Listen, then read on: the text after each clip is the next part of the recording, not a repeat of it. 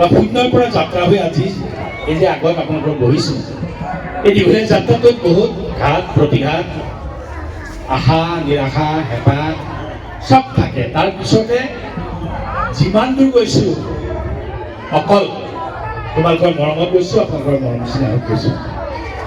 মোক সুধিছে মই কেনেকৈ অভিনেতা হ'লোঁ। আচলতে মই অভিনেতা সৰুতে দেউতাৰ মুখচাত উঠি মই ভাওনাত অভিনয় কৰিছিলোঁ।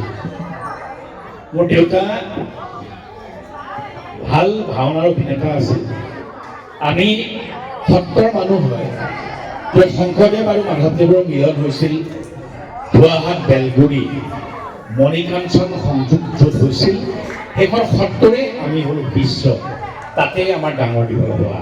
লগত সচৰাচৰ দৰ্শকক লগ পাওঁ, কিন্তু এইখিনি দৰ্শক আজি অকণমান পৃথক, কিয়নো আমি সকলোৱে এই সময়খিনি পাৰ কৰি আহিছোঁ, গৰকি আহিছোঁ, আৰু সেইখিনি সময় গৰকি আহি আমি আজি এইখিনি জেগাত, গতিকে বহুত বেছি অভিজ্ঞতা নহ'লেও কিছুমান অভিজ্ঞতা বুকুত বান্ধি লৈ আজি আমি এইখিনি জেগাত থিয় হৈ আছোঁ। গতিকে দুই এটা কথা ক'ব পৰা সুবিধা হৈছে যেতিয়া মই ছাত্ৰ ছাত্ৰীসকলক উদ্দেশ্যি কিছুমান কথা ক'ব বিচাৰিছোঁ।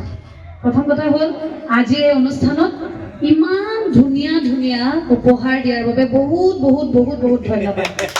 মোৰ কিয় ভাল লাগিছে, প্ৰতিটো উপহাৰ যেতিয়া বনাইছা তোমালোকে, তেতিয়া তোমালোকে উদ্দেশ্য কৰি বনাইছা যে মৃদুল্লালৈ মই ফুল এপাহ বনাইছোঁ বা সুকন্যাপালৈ বনাইছোঁ।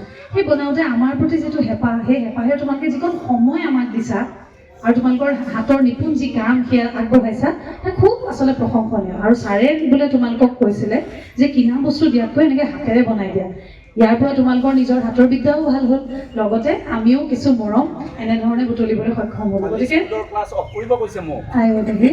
গতিকে বহুত বহুত ধন্যবাদ। এইখিনি উপহাৰ সঁচাকৈ পৃথক, আৰু এইখিনি মই গৈ যেতিয়া মোৰ ছোৱালীজনীক দিম নহয়, দেৱকন্যাই খুব ভাল পাব।